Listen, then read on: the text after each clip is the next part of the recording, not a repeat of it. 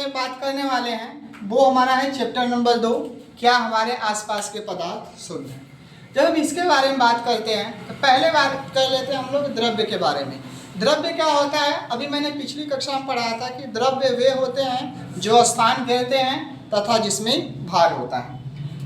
अगर द्रव्य के वर्गीकरण के बारे में हम लोग बात करते हैं तो द्रव्य हमारा दो प्रकार का होता है, एक शुद्ध पदार्थ होता है और दूसरा अशुद्ध पदार्थ होता है। जब हम शुद्ध पदार्थ के बारे में बात करते हैं तो शुद्ध पदार्थ क्या होता है, ये एक ऐसा पदार्थ होता है जिसमें कोई भी अपमिश्रण न हो, है ना, या कोई भी पदार्थ इसमें न मिला हो, ऐसे पदार्थ हमारे शुद्ध होते हैं। शुद्ध पदार्थों के वर्गीकरण के बारे में जब हम बात करते हैं तो शुद्ध पदार्थ हमारे दो प्रकार के होते हैं, एक होता है हमारा तत्व और दूसरा होता है हमारा यौगिक। जब हम तत्व के बारे में बात करते हैं तो तत्व एक ऐसा पदार्थ होता है या तत्व वे होते हैं कि जिसको हम लोग विभाजित नहीं कर सकते, इसका विभाजन नहीं किया जा सकता है। और ये हमारे जो तत्व होते हैं वो तत्व हमारे तीन प्रकार के होते हैं, एक धन विद्युतीय तत्व हो जाता है, एक ऋण विद्युतीय तत्व हो जाता है और एक हमारा होता है विद्युत उदासीन तत्व।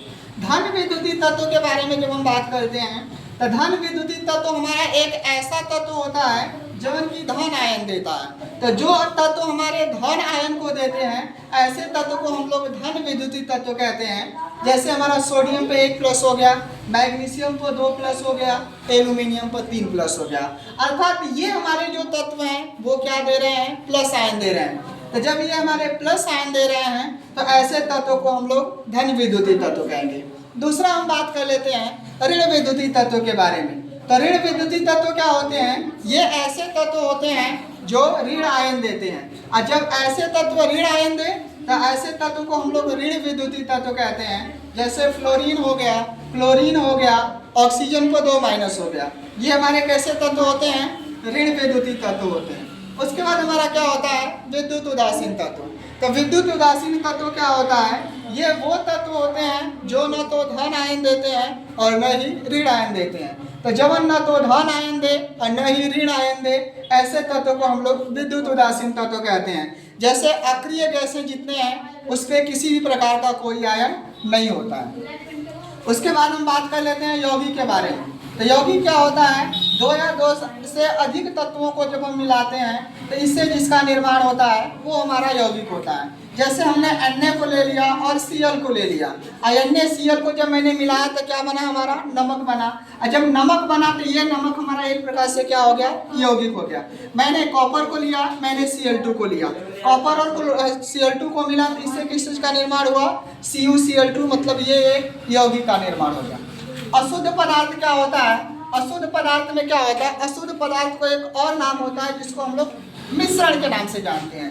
तो मिश्रण क्या होता है, जिसमें दो या दो से अधिक पदार्थ मिले होते हैं, ऐसे पदार्थ को हम लोग अशुद्ध पदार्थ कहते हैं। इस पदार्थ को हम लोग मिश्रण के नाम से भी जानते हैं। ये हमारा जो मिश्रण होता है वो दो प्रकार का होता है, एक समांगी मिश्रण होता है और दूसरा हमारा विसमांगी मिश्रण होता है। समांगी का मतलब हो गया समान, समांगी का मतलब क्या हो गया, समान, जिसमें दो या दो से अधिक पदार्थों को एक समान अनुपात में मिलाया जाता है। तो ऐसे मिश्रण को हम लोग समांगी मिश्रण कहते हैं। जैसे पानी हो गया, चीनी हो गया और इसमें अगर हम नमक ले लें तो ये हमारा जो मिश्रण होगा वो हमारा समांगी मिश्रण होगा।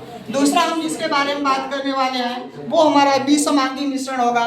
इसमें जो पदार्थ होता है इसमें दो या दो से अधिक पदार्थों को भिन्न भिन्न अनुपात में मिलाकर बनाया जाता है। तो जब दो या दो से अधिक पदार्थों को भिन्न भिन्न अनुपात में मिलाकर बनाया जाएगा तो ऐसा हमारा जो मिश्रण होगा वो मेरा विसमांगी मिश्रण होगा। जैसे पानी हमारा हो गया और बालू हो गया, तो पानी और बालू का हमारा जो मिश्रण होता है वो मिश्रण हमारा विसमांगी मिश्रण होता है। आशा करते हैं ये जितना अभी तक बताया है वो आपको समझ में आया।